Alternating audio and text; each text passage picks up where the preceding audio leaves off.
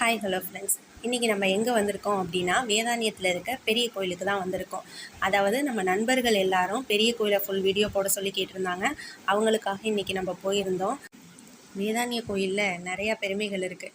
அதில் சிலதை பற்றி நம்ம பார்ப்போம். இந்த கோயிலுக்கு நிறையா சிவனடியார்களும் நாயன்மார்களும் வந்திருக்கதா நிறையா பேர் சொல்கிறாங்க. அதோடு இல்லாமல் இந்த கோயிலில் சிறப்புகளும் நிறையா இருக்குது. அதை பற்றி ஒன்று ஒன்றா பார்க்கலாம் வாங்க. முதல்ல நம்ம பெரிய கோயிலில் பசு காளைகள் வளர்க்குற இடத்திற்கு போயிருந்தோம். அங்கே நிறையா காளைகள்லாம் அழகாக நின்றுட்டு இருந்தாங்க. அதுபோல் முன்னொரு காலத்தில் வேதாரண்யேஸ்வரர் கோயிலில் கதவுகள்லாம் அடைக்கப்பட்டிருந்தது. அப்போது தான் திருஞான சம்பந்தரும் திருநாவுக்கரசரும் வந்ததாக சொல்லப்படுது. அப்போது திருநாவுக்கரசர் 10 பதிகங்கள் பாடி இந்த கதவை திறந்ததாகவும் சொல்கிறாங்க. அதே போல் இந்த கதவை மூடுறதுக்கு திருஞான சம்பந்தர் ஒரே ஒரு பதிகம் பாடி மூடினதாகவும் சொல்கிறாங்க. இதே போல் பல வரலாறு, பல புராணங்களும், பல ஆச்சரியமூட்டும் தகவல்களும் நம்ம பெரிய கோயிலில் இருக்குது. ஒன்று ஒன்றா பார்க்கலாம். நம்ம போகும்போது நிறைய காளைகள் இருந்ததில்ல, அதுக்கெல்லாம் போயிட்டு கடையில் வாழைப்பழம் வாங்கிட்டு வந்து உணவளிக்கணும்னு ஒரு ஆசை. சரின்னு கடையில் போயிட்டு வாழைப்பழம்லாம் வாங்கிட்டு வந்து அந்த காளைகளுக்கு ஒரு காளைகளுக்காக கொடுத்தோம்.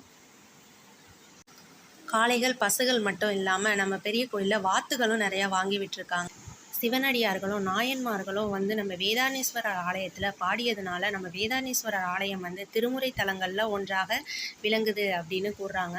அதாவது சிவனடியார்களும் நாயன்மார்களும் மட்டும் இல்லாமல் ஸ்ரீராமரும் இந்த கோயிலுக்கு வந்திருக்காரு. ஸ்ரீராமருக்கு வீரகத்தி தோஷம் இருந்ததாகவும் இங்கு அந்த வீரகத்தி தோஷத்தை நீக்கிய வீரகத்தி விநாயகரும் இங்கே இருக்கதா சிறப்பு பெற்றிருக்கு.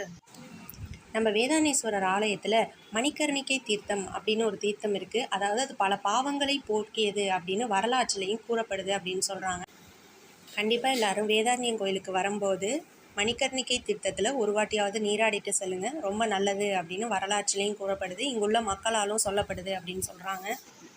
நம்ம வேதாரண்யம் விளக்கழகு அப்படின்னு சொல்லுவாங்க. அதே போல் நம்ம போயிருந்த நேரத்தில் வேதாரண்யேஸ்வரர் ஆலயத்தில் சிவன் தலம் முழுவதும் விளக்குகளாக அழகாக ஜொலிக்க. இதே போல் வேதாரண்யேஸ்வரர் ஆலயத்தில் நிறைய சுவாரஸ்யமான தகவல்கள் நிறையா இருக்குது. அதெல்லாம் சொல்லணும்னா சொல்லிக்கிட்டே போகலாம்.